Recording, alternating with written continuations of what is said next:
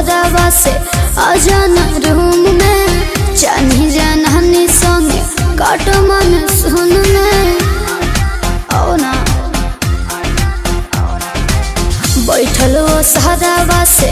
आजाना room में चानी जाननी संगे काट मन सुन में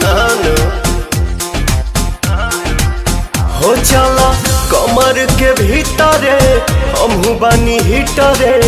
मजा तो के मिली जैसे आगी तो चप धन हो सरदिया ना लागी मजा मिली तो हरदिया ना लागी चप धन हो सरदिया ना लागी।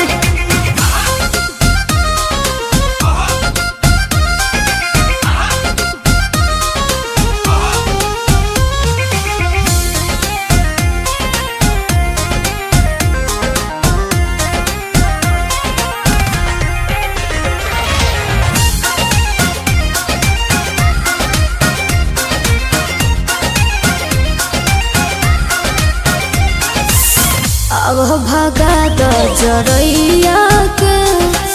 कम नहीं पड़े रजैया के हवा पता भतर तू हमार बन जाके वहिया तो नैया के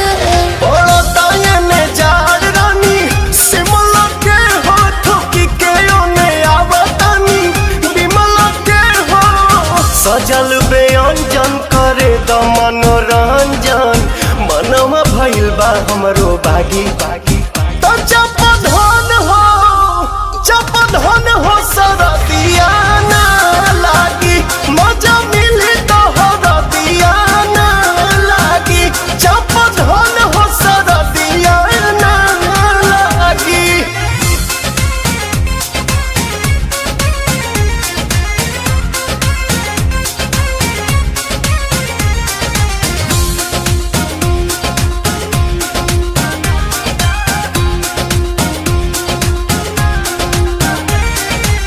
मेहर के होके काहे का पहतर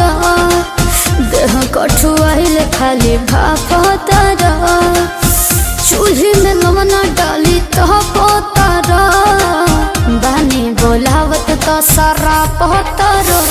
खोली के होने फेंक देनी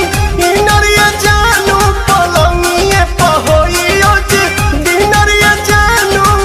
पीला प्रेम रस गोरी कोरवे में कस गोरी तहबे नु भाग धनी जागी तो चप धन हो